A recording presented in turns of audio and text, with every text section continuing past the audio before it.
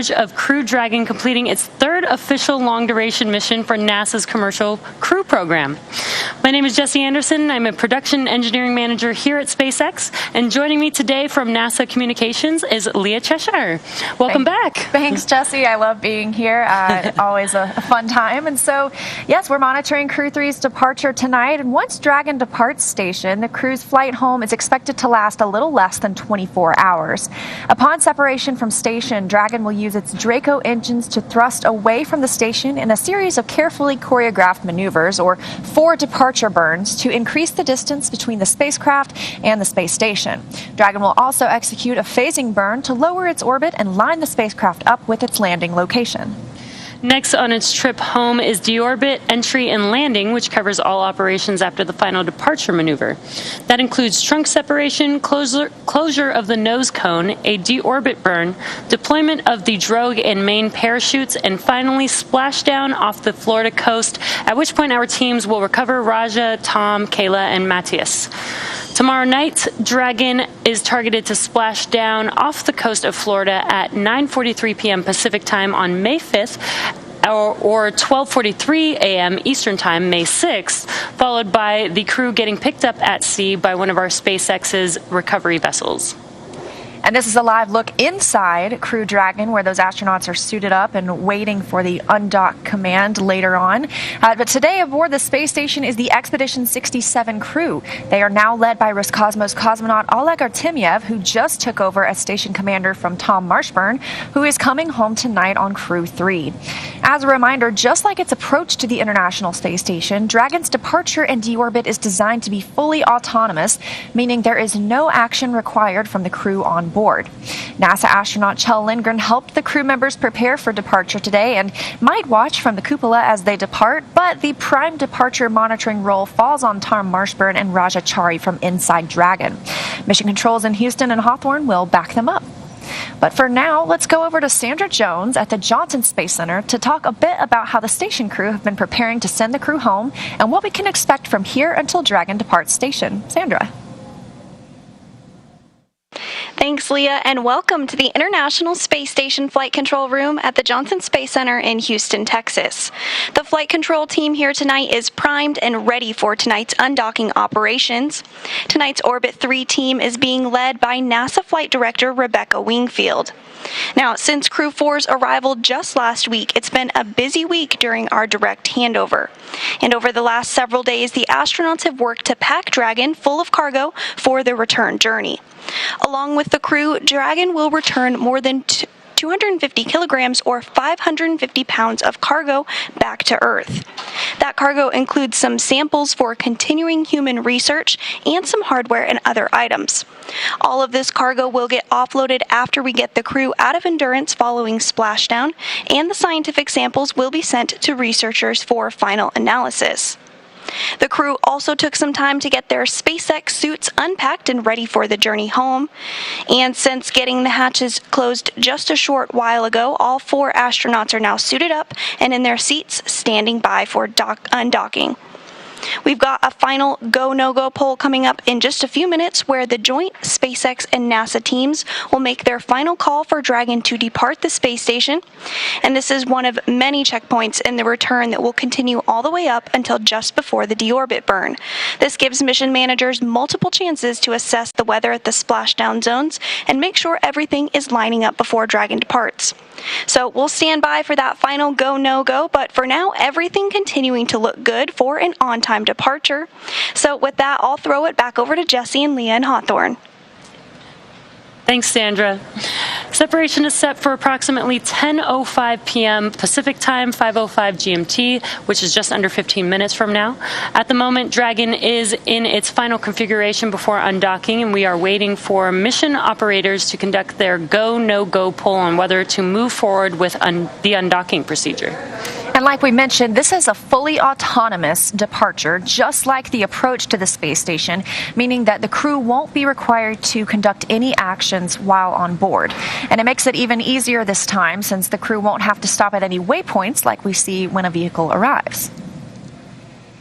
Once the undocking sequence is complete, Dragon will use its Draco engines to thrust away from the station in a series of carefully choreographed maneuvers or 4 departure burns to increase the distance between the spacecraft and the space station. From there, a phasing burn will place Dragon on a trajectory back to Earth. Next on its trip home is deorbit, entry, and landing, which covers all operations after the final departure maneuver.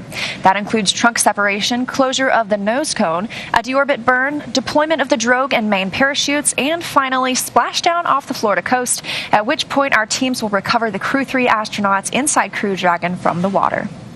We're expecting the call for the Go No Go poll in just a few minutes or so from now. So it's been 6 months for these astronauts since they arrived on station, but It was only a week ago that we saw Crew-4 arrive on station. Yeah, it's been pretty incredible to see the cadence that we've been able to send astronauts up to the International Space Station for these long-duration missions. And so exciting that we were able to get Crew-4 up there to be with the Crew-3 astronauts to do the handoff that they do. Yeah, I think that's really valuable because as we saw in, I believe it was November last year, we brought home Crew-2 before we sent Crew-3. So they didn't quite have that handover opportunity just because of some weather issues. We want to make sure we give them the best and most comfortable splashdown possible. But beautiful view of Dragon, just moments away now from hearing that go, no go call, and our crew members getting ready to come home. Yeah, I'm sure they're pretty excited to come back home. They've been up there again for about 6 months doing science experiments, working, up on the International Space Station. So I'm sure they're probably very excited to come back and see their families back here on planet Earth. I was thinking about that. It's been 175 days that they've been on the station. And besides friends and family, what's something that you think you would look forward to coming home to? Yeah, I think probably the top thing would just be like spending time with my family. Yeah, right. That's the best. You don't get to communicate. They do get to communicate with their families, right, on the station. But it's it's almost like a video phone or audio phone call. So I think spending time with them in person would be really nice. Yeah, it's nothing like SpaceX on the big loop for status update.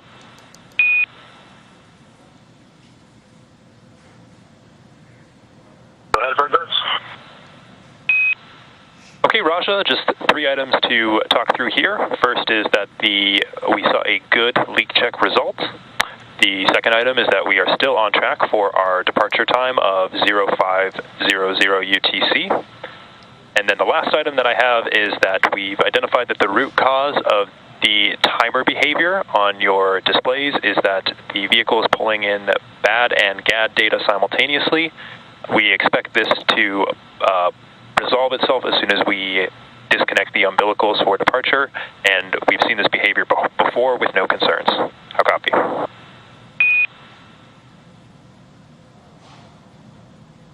That'd be a good leak check, still on time for 0500, and the timer behavior we expect will fix itself once we pull the umbilical. Good readback.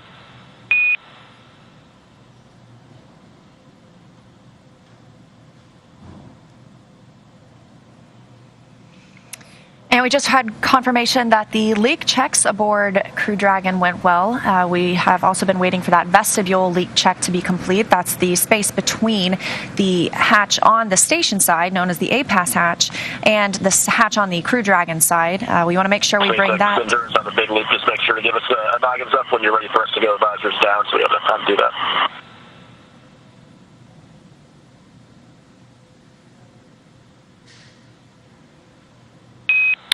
SpaceX copies. I'll be sure to read that one up. And we also heard them mention some TDRS, or Tracking Data and Relay Satellite System, time differences that they're seeing on board the capsule. As you heard, it's of no concern.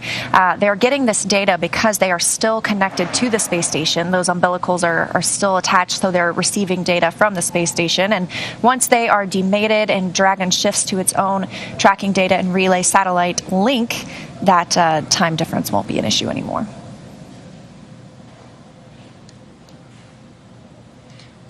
And again, departure is tracking for just about 9 minutes from now. It sounds like it is on time. And again, when they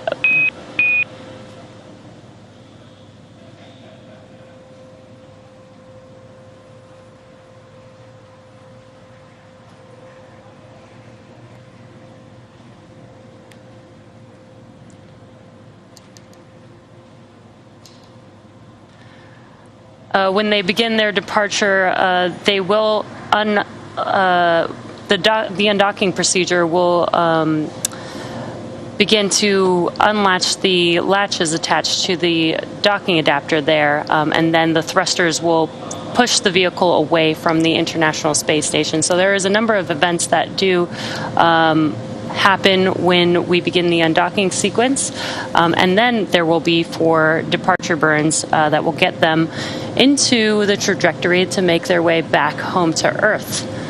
And those procedures will take, just a few minutes. I believe it's like 5 minutes for the undocking procedure.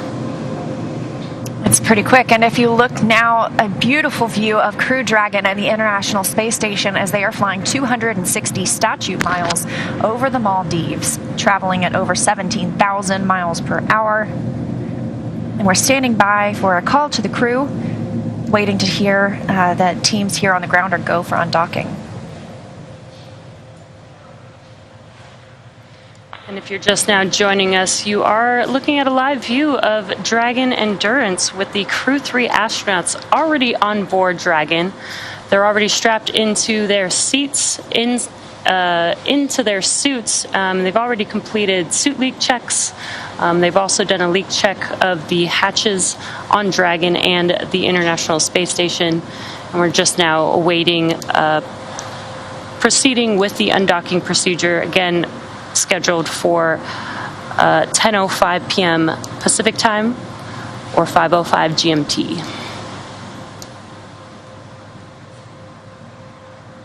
One quick thing you'll notice, the trunk of Dragon, which is on the left, that'll be jettisoned before the capsule re-enters the atmosphere.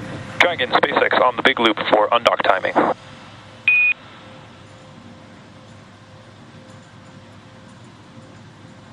Go ahead, Frickers.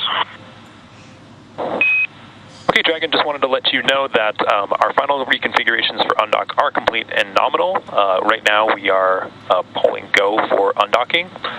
We're going to go with an undock sequence start time of 0505 UTC to give you guys a chance to get your visors down and confirm your readiness for undocking at that planned departure time. How copy?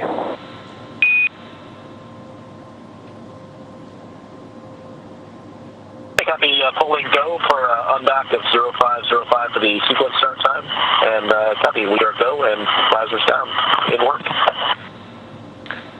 SpaceX copies. We had a 1 hour window for this undock timing, so no concerns.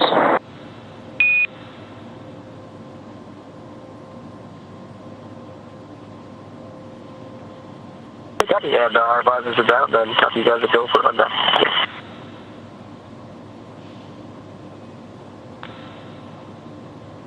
All right, good news. We just heard the confirmation that Crew Dragon is go to undock. We're now waiting for that undocking sequence to begin, and once that happens, it'll take less than 5 minutes for Dragon to separate from the International Space Station. It's home for the last 6 months. The first step in the automatic undocking sequence is for the umbilicals to retract. These umbilicals connect Dragon systems to the space station, transferring power, telemetry, and commands between the 2 vehicles throughout Dragon's stay. Once that's complete, Dragon will unlatch itself from the space station by releasing the 12 hard capture hooks in 2 separate phases. All that combined will take roughly 4.5 minutes, and then Dragon will be ready to depart from the space station and begin to move itself further and further away using its thrusters. And Dragon's initial departure from the station is a little different from other docked vehicles like the Soyuz, which relies on springs to push it away from the docking port. Dragon will actually execute 2 short thruster firings to undock using a combination of the 12 Draco engines around the base of the capsule, with the first of those firings breaking any stiction between Dragon and the docking port, and the second slowly backing the spacecraft away. We're expecting the call for the undocking sequence to begin within about the next 10 minutes. But like I was pointing out earlier before we heard that go call, we have these solar panels, solar cells, I guess is a better term for them, on the trunk of Dragon. And we mentioned that Dragon is still connected to the International Space Station and still connected to the umbilical, so it's receiving power from the station. But once we undock, Dragon gets solar power that will power the vehicle. And then once we are committed to coming home, we'll let go of that trunk, it'll burn up in the atmosphere, and our astronauts will splash down safely.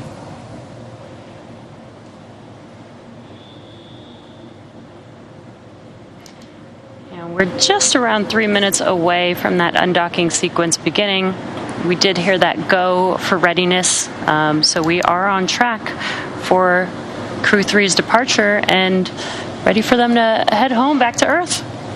And since Crew-4 arrived a week ago, I would call a crew of 7 on the space station a full house, but it's been a crew of 11 for the last week, so I call it a fuller house. So it'll take the crew complement back down to 7 astronauts and cosmonauts aboard the International Space Station. 3 of these astronauts were first-time flyers. Tom Marshburn is the astronaut who had 2 previous flights, so everyone's coming home with a little more experience now. Yeah, and I guess this, for their first flight, this is also their first return. Yes. And again, this return will be about a 23-hour ride. So once they undock, it won't be, right back down to Earth just yet. They'll get to cruise in space for a little bit. And they have some off time during that as well. So they'll get to sleep if they want to. They have options to eat meals while on board. I'm sure they'll be enjoying the last few views from space, sticking close to the window and taking some pictures. Yeah, and they're currently in their suits. This is a pretty close-up view. They're currently in their suits, in their seats, but once they move away and are a safe distance away from the space station, they can actually get out of their suits, get comfortable, enjoy the ride. We mentioned a couple of those burns that will help them break away from the space station and then separate them from the station. And they are in their suits, and they just lowered their visors as well. This is all precautionary because these are not major burns, as I might want to call them. These are slow moving. We want to move pretty carefully when we're around the space station, especially while we're inside the keep out sphere and the approach ellipsoid. Those are 2 invisible boundaries that we use to monitor the distance of spacecraft arriving and departing. I believe we're coming up on about a minute until the undock sequence begins. And this is such an incredible view from the space station. You can see a portion of the space station with Dragon still docked, and Earth in the background. It just looks so incredible there. That's the Indian Ocean below them right now. Dragon is docked to the Harmony port on the International Space Station, has called that location home for the last 6 months. We didn't see a port relocation with this vehicle like we saw for Crew 1 and Crew 2. This has been their home since they arrived back in November.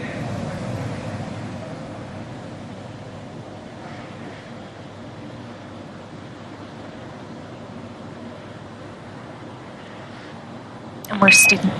And Dragon SpaceX on the big loop, we know we are past the targeted undock time. We are still going to be discussing the timing issues that you are seeing on your displays and on the ground. So stand by for some more words on a new undock time.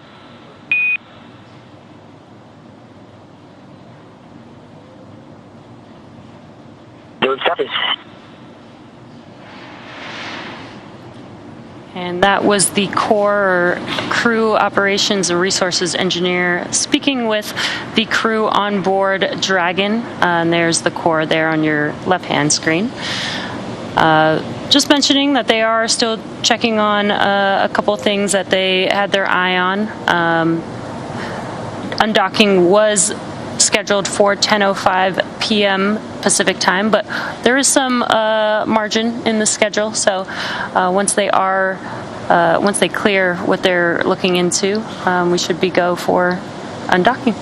Yes, the Corps mentioned to the crew they have an hour window for this undock time. So it's a little more leeway than sometimes when we see launches on the ground that have to go at that very second. So they have time to look through this, and that's a TDRS, Tracking Data and Relay Satellite System, times that they're receiving on Dragon. It's pulling in two different types of data, and they expect it to resolve itself once Dragon has departed the space station and its umbilicals are no longer attached. But just want to take the moment to discuss that on the ground before they say farewell.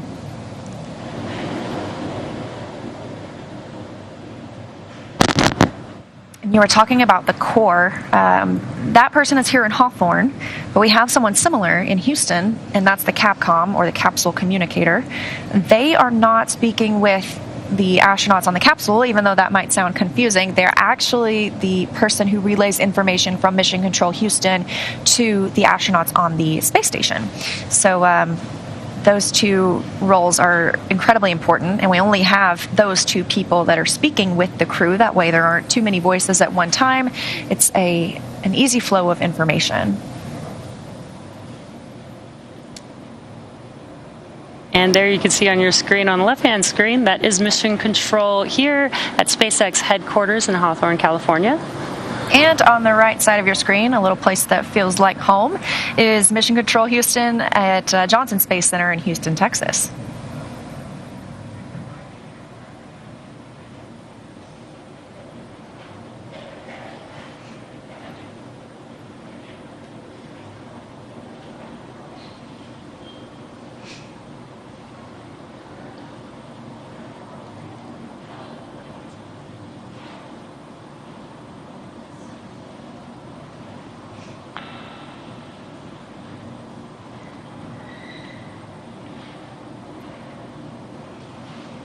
And while these crew members were on board since November, it's been 6 months, like we mentioned, they've seen 8 visiting vehicles arrive. That's everything from SpaceX 24, the cargo Dragon, that came up and brought resupply and science activities for the crew, as well as Progress resupply ships, a Northrop Grumman ship, 2 SpaceX Crew Dragons. Not only did they have Crew 4 arrive last week, a few weeks ago, Axiom 1 arrived aboard the International Space Station for a brief stay, and the Russian Prichal node module arrived at this time as well. Yeah, that's a lot of spacecraft on the International Space Station. Probably pretty cool for the crew on board to, get to interact with so many different people arriving at station. I call it space traffic.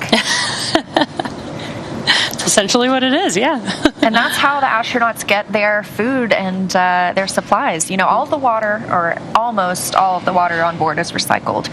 But we have food sent up for the astronauts in those rehydratable packages. There are also meals ready to eat. That's what the crew on Crew Dragon will have to consume over the next 24-ish hours. But also science experiments. There are always hundreds of experiments happening aboard the International Space Station. We call it our orbiting laboratory, and that's what takes up a lot of the crew members' day.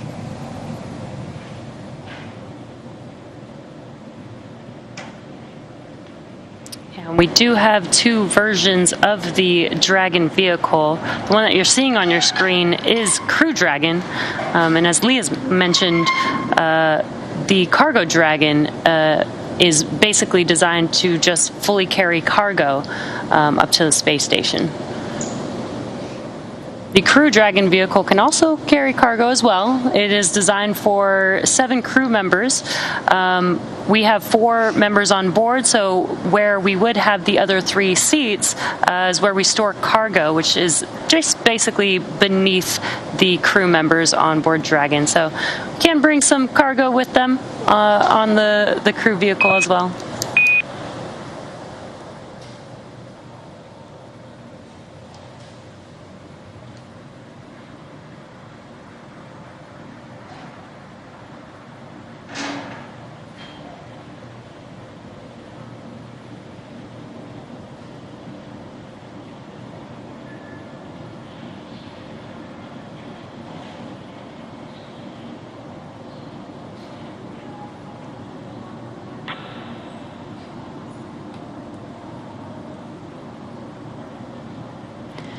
If you're just now joining us, you are tuned into the Crew-3 return back to Earth. The Crew-3 members have been on board the International Space Station for about 6 months now. With Crew-4 now on board station, they've already completed their handoff, and they are... Dragon SpaceX on the big loop for undocking. Go ahead for endurance. Okay, endurance. The reason that we paused was that we had assumed that that the timing issue was going to stop once 1553 was disconnected. We did not see that actually occur in this case, so we took a look back at some of the data that we had from our previous departures, as well as taking a look into the future about if this were an issue during undocking. And the result of that investigation led us to know that we have seen this behavior before. We had seen the timing issue resolve itself once the umbilicals retracted, and so we are comfortable proceeding with a new undocking attempt at a later time. How copy? Copy, the 1553 disconnected and fix it, what we expect based on previous, but once we disconnect umbilicals, it should resolve itself, and then standing by for a new undocking time. Good words, and we were also pretty confident that if it were to not, or if it were still be the case during undocking, we will take some potential pauses if we don't see it resolve itself. Right now, ground is pulled go for the undocking time at 0515 UTC, so please confirm that your visors are still down and that you're ready for undocking.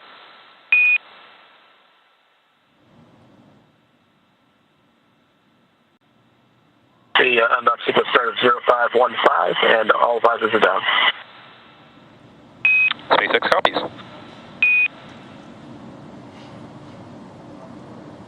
All right, getting really close now. We heard they're comfortable with that TDRS, tracking data and relay satellite system, time difference that they're seeing, and they expect that to resolve on its own after the umbilicals have retracted. And now we're looking for that undock sequence command to begin in just about 2 minutes.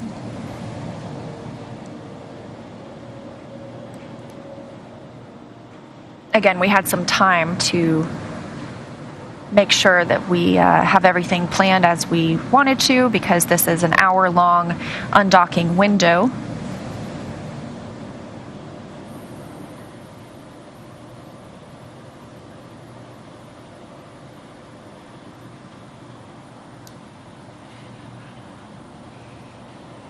Coming up on a minute until the undock sequence begins.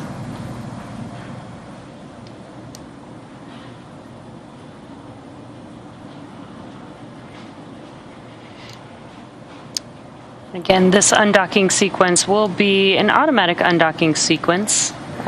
First, the umbilicals will retract, and then the latches will begin to, the hard latches on the docking adapter will unlatch, and they'll do that in 2 phases. It'll be the first 6 hard latches, and then followed by the second set of 6 hard latches.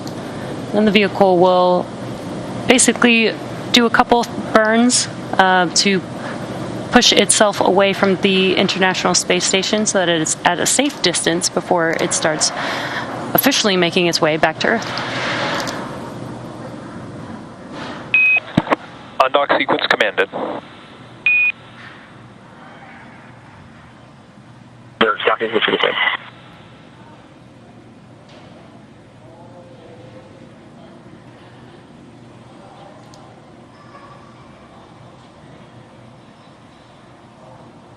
SpaceX inverts on the big loop. Looks like the umbilical retraction did the trick. They're seeing normal behavior on the TDRS scanner. Oh, believe me, Raja, we saw it.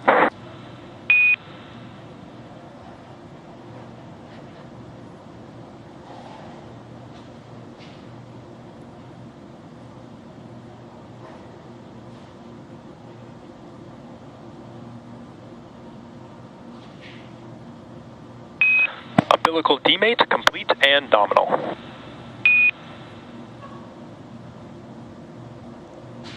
Bird copy. We see the first group of possibilities.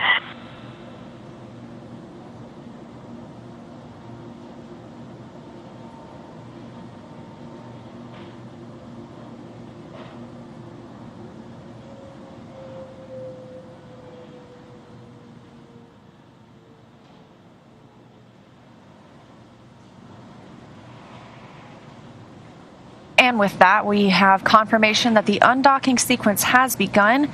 We have heard that the timing issue that the crews were seeing on the TDRS clocks has been fixed. And with Dragon now getting ready to undock, let's go to Sandra Jones in Mission Control at Johnson Space Center.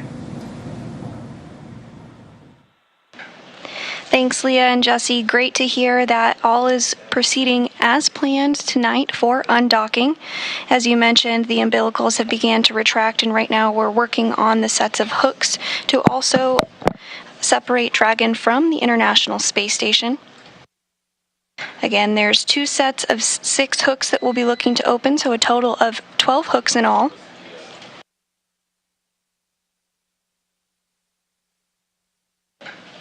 And that first set of hooks has begun to open.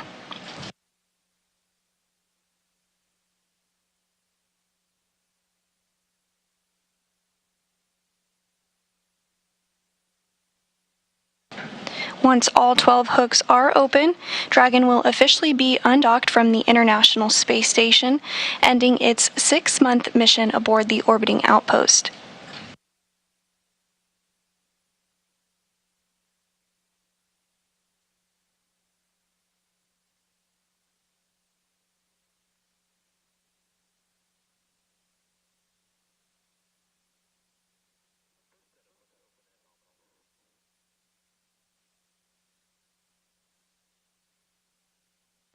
And the first set of hooks are open, the second set is underway, and we have committed to undocking from the International Space Station. Crew 4 is heading home.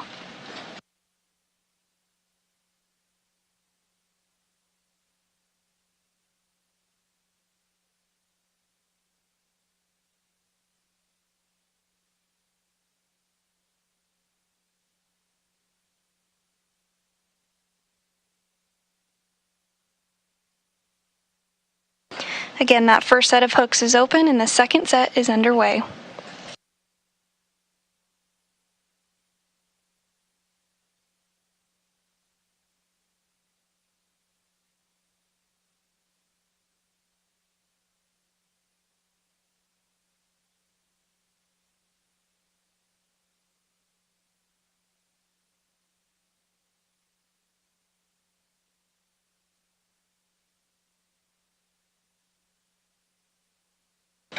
Everything continuing to go as planned as the second set of hooks open.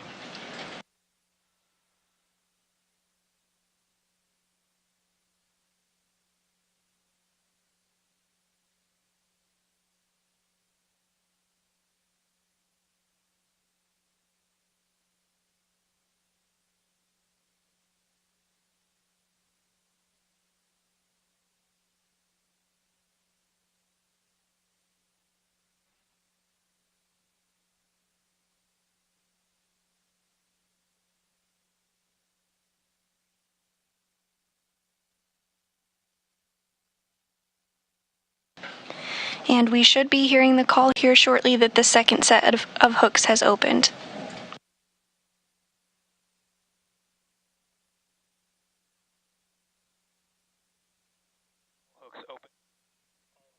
All hooks open and nominal.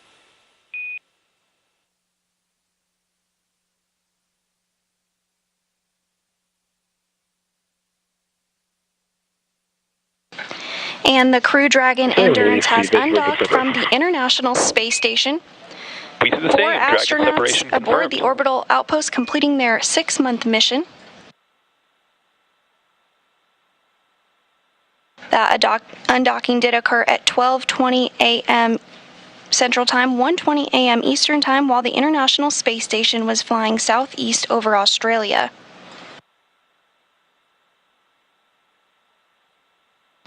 The first undocking burn also Part proceeding 0 nominally. burn complete.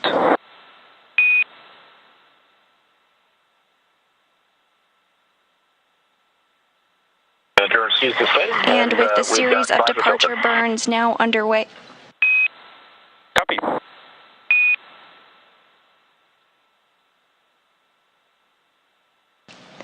And a great view of Dragon as it departs from the International Space Station.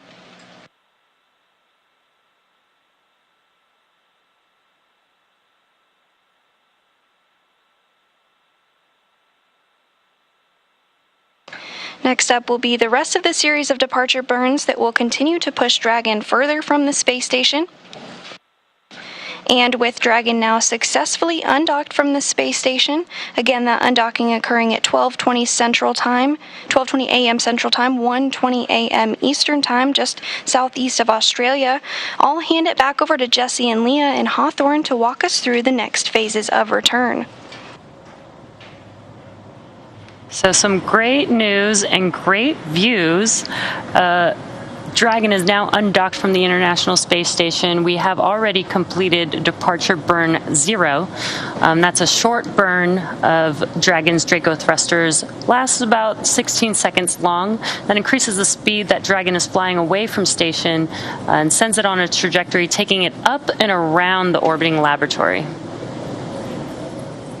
That departure burn 0 sets the Crew Dragon Endurance crew with Raja, Tom, Kayla, and Matthias on their journey home, now on a trajectory to head up and over the station before additional maneuvers will change the orbital path and take Crew Dragon below and in front of the station. Dragon will autonomously accomplish that through 3 additional departure burns to get the 4 astronauts of Crew 3 well away from the space station on their way to home. What you're looking at on your screen on the left side is a view from Dragon looking at the International Space Station. And on the right side is a view from the International Space Station looking back at Dragon.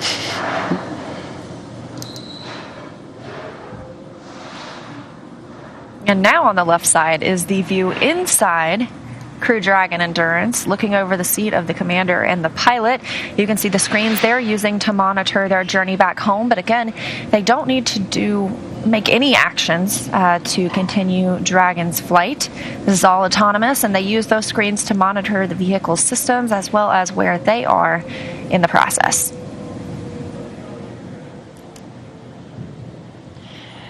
Another really cool view from the International Space Station. You can see Dragon in your bottom right hand corner as it is moving slow and steady away from the International Space Station. We want to make sure that the vehicle is safe before it begins its several maneuvers to make its way back down to Earth. We have already completed burn 0, which is the first of 4 of the departure burns. And we're hearing reports that trajectory is nominal or as planned for Crew Dragon Endurance. We're standing by for that depart burn 1, I should say, in about a minute and a half. This will increase the opening rate between Crew Dragon and the station. And again, there are no hold points during this departure sequence. We see crew members arrive and they stop at waypoint 2 or 1 or 0. Sometimes they're able to pass through after some go, no go polls, but it takes a lot less time to depart than it does to arrive. So again, standing by for that next departure burn happens about 5 minutes after separation, so only about a minute from now. This is a cool view as Dragon is making its way out of the view. You can see how slow and steady it was. Hard to tell, but now that Dragon is out of the view, you can kind of see how slow it was moving away from the International Space Station.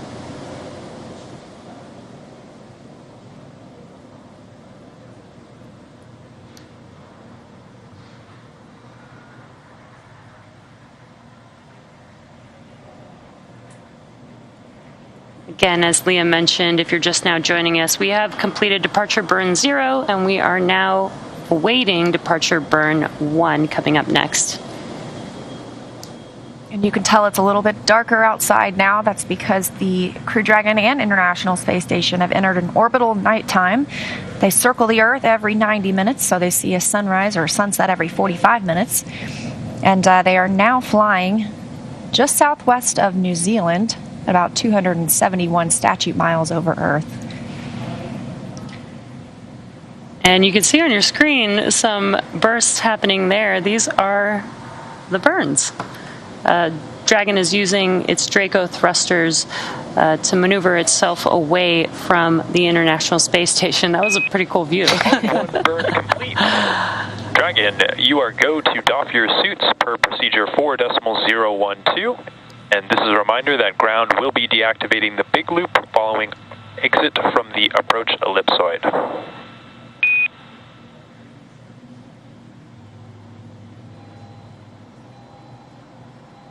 And Endurance copies, we've got to go to dock our suits, and copy will be taking down the big loop once we're outside the ellipsoid. Can you also confirm you're taking the cameras external? That is affirmative.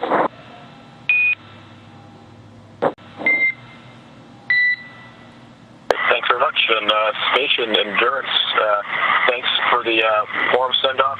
Good luck to Expedition 67. It was great being up there with you guys.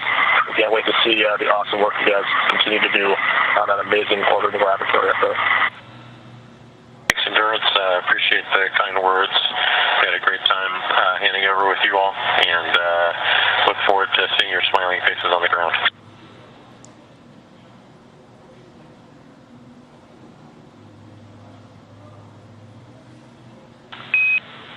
And Station, with that, Dragon has exited the keep-out sphere.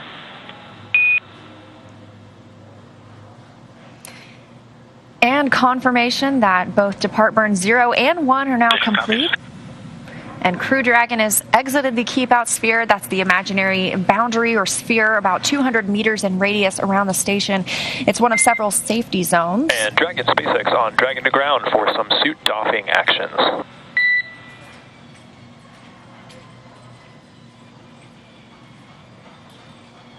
Go ahead on Dragon to ground for suit doffing actions. Okay, the cameras have been taken external, so you guys are go for those suit doffing actions. Just one note for you, Tom. When you are getting out of your suit, if you want to go ahead and give me a call, I have a couple of things that we'd like to do to inspect your umbilical, just to get a better understanding of if there's anything out of config. How copy? Copy all. Cameras are going external, and I'll give you a call before I'm taking off my gloves right now, but I'll give you a call before I start suit doffing. And copy that, Tom. We can probably delay this until you're fully out of the suit, so it's nice and easy.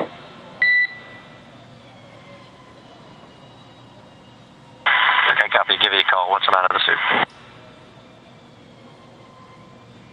And SpaceX, how do you hear on Dragon to ground on the captain mic? And I've got you 5x5 on the captain mic. We've got you the same.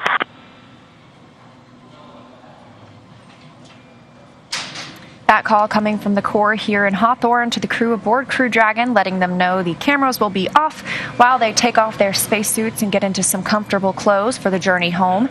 As we mentioned, they have exited the keep-out sphere, that 200-meter boundary around the space station. They're now about 300 meters away from the station.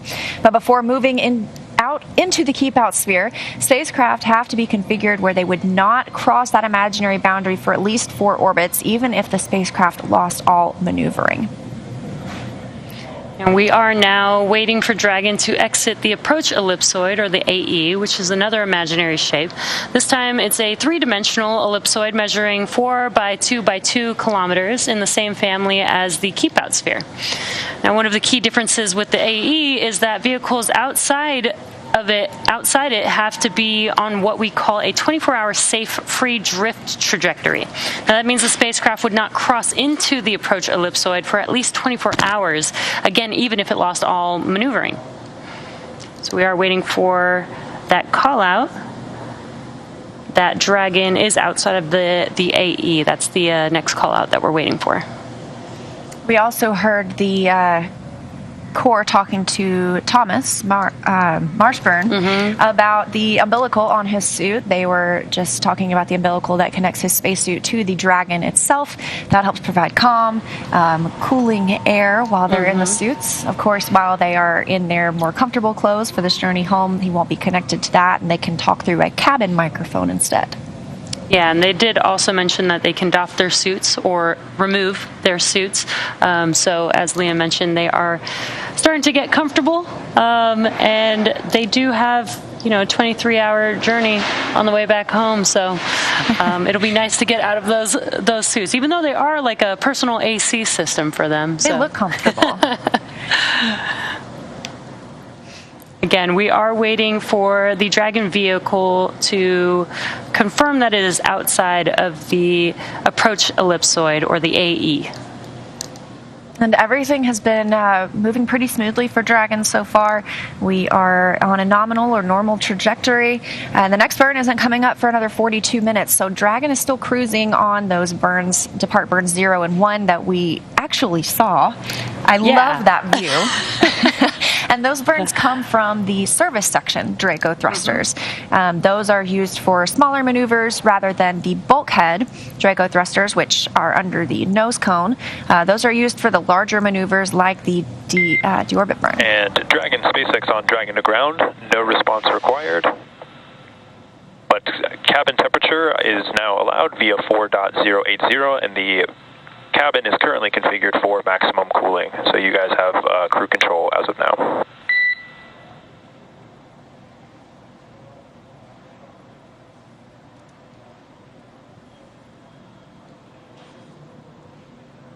Sounds like they're getting the cabin comfortable for the crew members. And the crew members can control the temperature on Crew Dragon, or they can ask the ground to control it for them. Nice to have that option. Yeah, and as you mentioned, we got to see the Draco Thrusters. I think that was like one of the coolest views that I've been able to see. There's 12 thrusters in the service section, and they're all actually pointing in different directions, and that's so that it basically has 360-degree control of Dragon as it's, maneuvering out in space. So it was really cool to see all of them firing at the same time.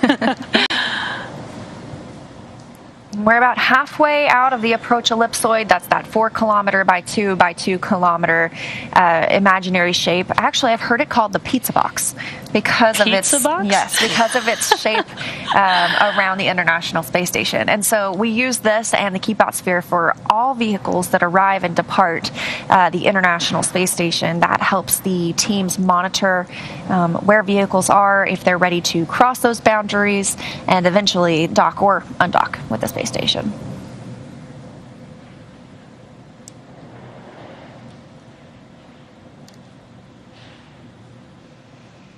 And again, we're here in Hawthorne, but teams in Mission Control Houston are also monitoring because we are still in joint operations. That happens when Dragon is inside the approach ellipsoid. So once Dragon crosses that boundary, it will come back to Hawthorne as the prime monitoring location for the vehicle. But while we're close or docked to the International Space Station, we're in those joint operations. So it's been 6 months of these teams working together on Crew-3, but they continue working together every day because we have Crew-4 on board as well. And there you can see the teams on your screen. On your left-hand screen is Mission Control Hawthorne, and on your right-hand screen is Mission Control Houston.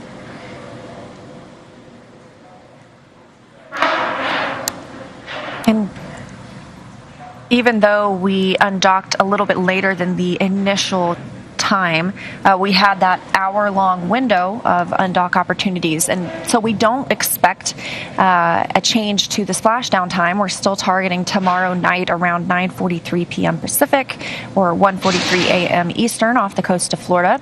There will be teams out on a boat to recover the crew after they splash down, and after splashdown they'll be removed from the vehicle.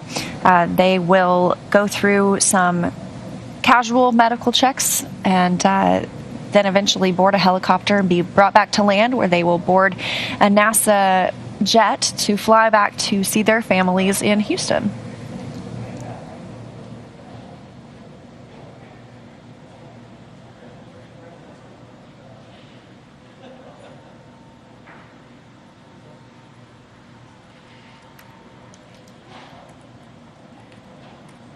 If you're just now joining us, you are watching the live undocking of the Crew-3 crew from the International Space Station. So far, they have undocked from the space station. They've completed 2 burns so far, burn 0 and burn 1 of the departure burns. We do have 2 more burns coming up as they make their way further and further away from the International Space Station and get the vehicle on a trajectory to make its way back home to Earth. And we're about 700 meters away from the International Space Station, so that seems to have happened pretty quickly for very small and short burns, but things move pretty smoothly when you're in space. Yeah, and you mentioned departure is a lot faster than docking to the International Space Station. You know, that 700 meters would take quite a bit of time because it's a very slow approach. But I think moving away seems to be a lot faster, which is probably nice for the crew members. And again, they don't have waypoints that they need to stop at either. So that probably helps with making the departure a lot faster. Exactly. And we talked a little bit about how Crew Dragon will move above the International Space Station. This slows the vehicle down because what keeps the space station moving at orbital velocity, 17,500 miles per hour, is that it's trying to travel forward, but Earth's gravity is continually pulling it down. So that keeps it in that orbit around Earth constantly. So moving Dragon above the space station reduces the pull of Earth's gravity and helps it slow down. So the space station will actually pass in front of Crew Dragon, and then Crew Dragon will later re-enter the atmosphere. Yeah, and I think sometimes people forget how quickly the vehicles are moving, especially when we got to see, Dragon moving slowly away from the International Space Station. They're still going 17,500 miles per hour at that point, which is incredibly fast.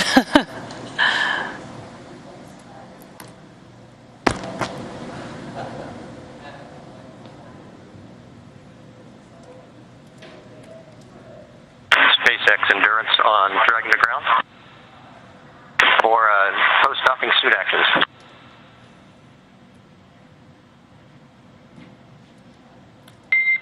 Okay, Tom, I've got 4 items here for you to check out on your suit and your seat if you're ready to copy.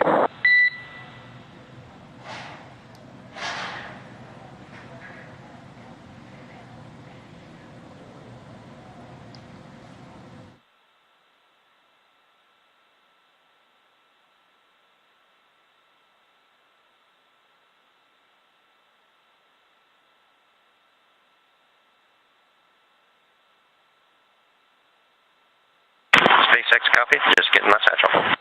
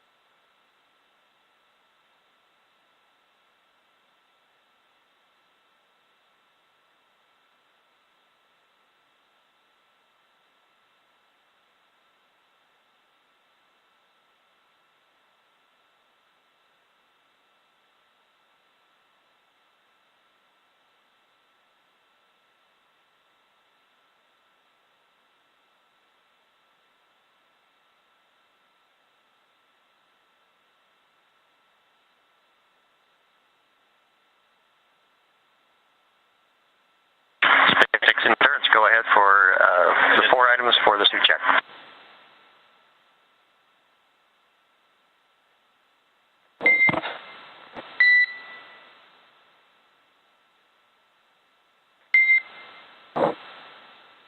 Okay, before that, just wanted to give you the call that Dragon has exited the approach ellipsoid and is on a safe free drift trajectory. Houston's going to be taking down that big loop shortly, so expect the ISS audio traffic to cease.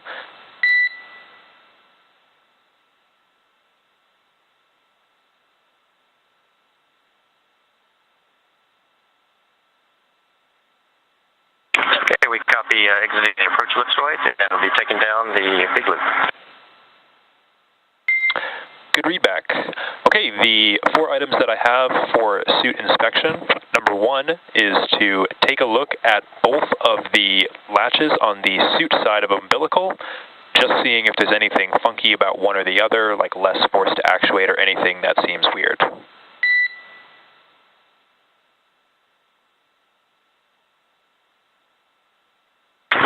Copy, that's at work now, inspecting latches on both sides of the suit umbilical.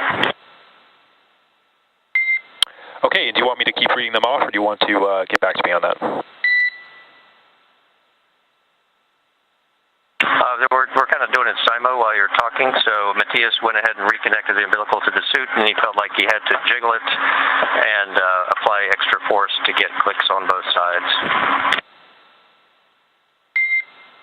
Okay, copy that. When Matthias connected it, it felt like he had to use extra force to get it to actually click and get both latches to seat down. Is that a good readback? Yes, to include shaking it back and forth, kind of a jiggle maneuver to get them to go in.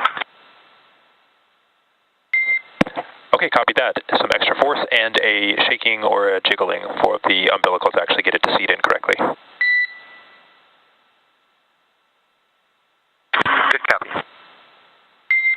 Okay, second item that I have is that when able, check and just see if there are any retracted pins on the suit side of the umbilical.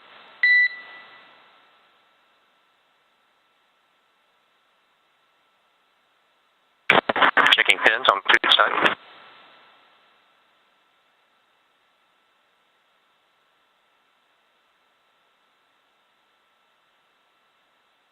And no retracted pins. All proud. Copy, no retracted pins. Third item that I have is just to take a look at the suit side interface on your suit and just see if there's any FOD or anything connected to any of those pin-out connections. Checking for FOD. No FOD when I first connected it, no FOD currently. Copy, all clean interfaces. Last item that I have is, when able, remove the... Good copy. Okay, last item that I have is that when you can, remove the middle seat foam and then press down on the seat side of umbilical to confirm that it's fully seated.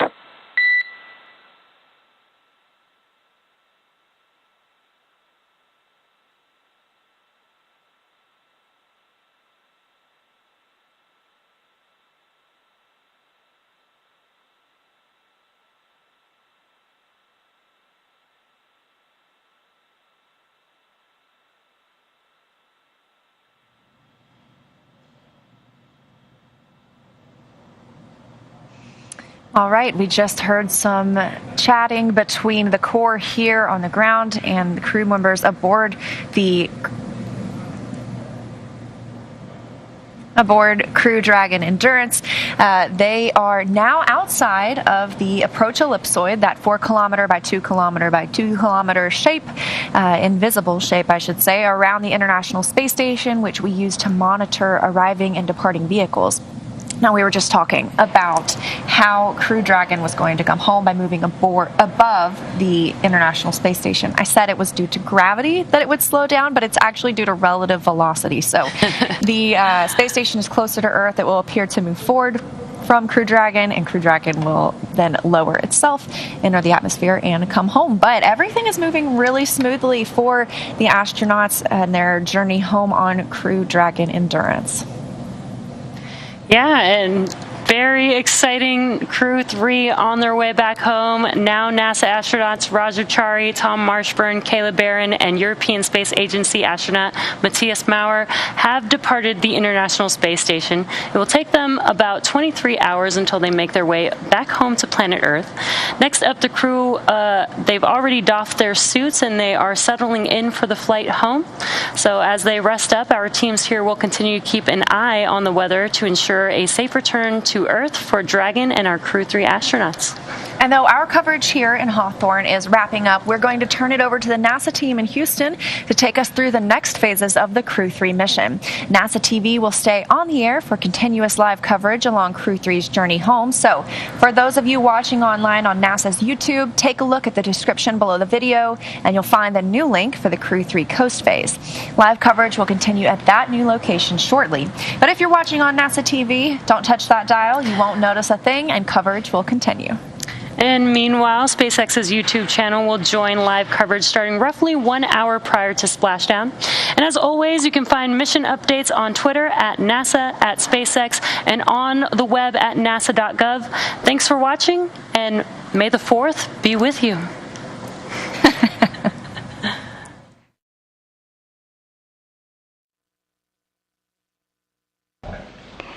And if you're just joining us, 4 astronauts as part of Crew 4 are on their way back to Earth after a 6-month science mission aboard the International Space Station. Those astronauts include NASA astronaut Raj Achari, Tom Marshburn, and Kayla Barron, as well as European Space Agency astronaut Matthias Maurer. Crew 4 undocked from the International Space Station earlier this evening at 12:20 a.m. Central Time. Could you guys help us to find that CTB?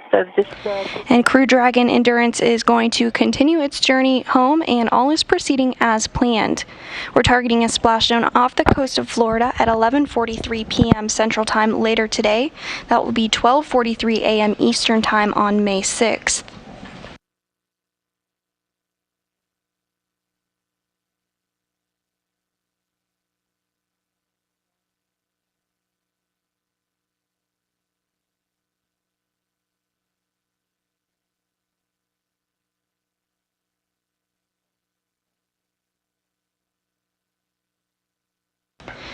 And while Crew 3 has departed the International Space Station, there still are 7 astronauts and cosmonauts on board. That includes NASA astronaut Bob Hines, European Space Agency astronaut Samantha Cristoforetti, Roscosmos cosmonauts Denis Matviev, Oleg Artemyev, and Sergei Korsakov, and NASA astronauts Jessica Watkins and Kjell Lindgren. And correction. 4 of those astronauts, including NASA astronaut Bob Hines, European Space Agency astronaut Samantha Cristoforetti, and NASA astronauts Jessica Watkins and Kjell Lindgren, arrived to the International Space Station just last week after launching from Florida. ATU into Public Call 1, just a reminder that the Russians are going to have a morning DPC right after you guys go to bed. So punch that off, or we can do it for you. Just let us know if you want us to help. We got it. Thank you for the heads up.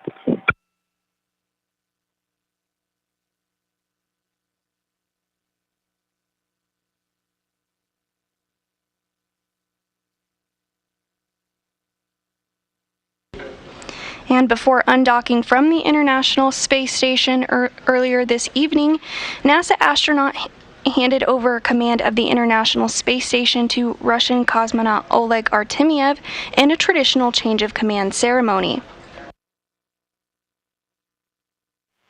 Marshburn handed over that change of command, and here's a clip from that you can see here.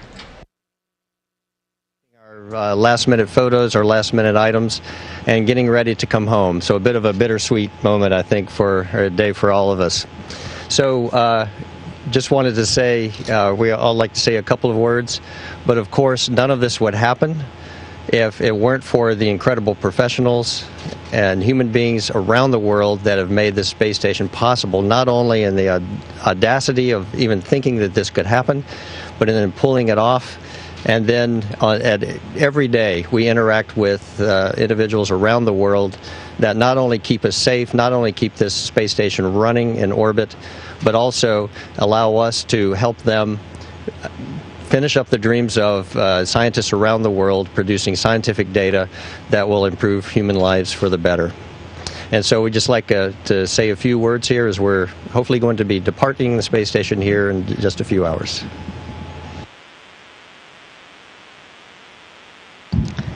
Just wanted to say what an honor and a privilege it's been to live and work aboard the International Space Station with this fantastic crew, and also our crewmates who we served with on Expedition 66, who departed about a month ago. It's been a spectacular experience, I think really challenging, really developmental, but most of all, really beautiful to form these amazing relationships, and also not just with our crew up here, but like Tom said, with our crews all around the world in the flight control rooms who are there 24/7 making what we do up here possible. it's just been the honor of a lifetime to contribute to the legacy of this incredible vessel that's been up here for more than 20 years. And I think for all of us, it's really hard to leave. We're really looking forward to getting back to our families and our amazing support network on the ground. But I'm just so excited for you guys to have a similar experience. We've been really lucky to see the whole full range of operational and scientific operations up here, and I can't wait to contribute going forward and all of the amazing things NASA is doing alongside our international partners with the return to the moon as part of Artemis. So thank you so much to the amazing team around the world for making this a possibility, and to our leadership for entrusting us as caretakers of this incredible station. And I'll just echo the thanks. Almost 6 months ago, we came up here on Endurance, the maiden voyage of a SpaceX capsule, and it was a great ride, and we're looking forward to riding that back to Earth and to seeing friends and family. And, it's exciting with Crew 4 here, but also a little bit bittersweet knowing that them being here means it's time for us to pass the torch and head back to Earth. But like Kayla and Tom said, thanks to just everyone. Thanks, starting with our families and our friends, and our families who've not only dealt with this 6 months while we're up here, but have dealt with the training and all the time to get to this phase. And then the control centers, literally thousands of people around the world that on a daily basis support what we do and make what we do even possible. The trainers that got us here to begin with and taught us, even though we continue to make mistakes on a daily basis, but hopefully not critical mistakes. But the trainers that got us here, that made this all possible, and to the science